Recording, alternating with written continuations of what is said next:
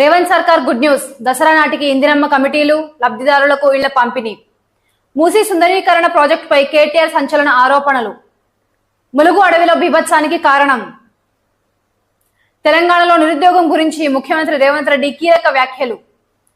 మూసీ నదిపై కొత్తగా 15 వంతెనలు. పాఠశాలలో కూలిన సన్షెడ్, విద్యార్థి మృతి. ఏపీలో కొత్త ఎయిర్పోర్ట్లు, మంత్రి కీలక వ్యాఖ్యలు. ముఖ్యమంత్రి సహాయ నిధికి భారీగా వివరాలు చెప్పిన చంద్రబాబు. నెల్లూరులో కర్ణాటక గోల్డ్ మెన్ సందడి, ఒంటిపై ఏకంగా 2 కేజీలకు పైగా బంగారం. ఏఆర్ డైరీకి టీటీడీ షాక్, కల్తీ నెయ్యి వ్యవహారంలో సంచలన విషయాలు. డ్రగ్స్ క్వాలిటీ టెస్ట్ లో 53 రకాల మందులు ఫెయిల్. వాహనదారులకు అలర్ట్, ట్రాఫిక్ చలాన్లు ఎక్కువగా ఉన్నాయా?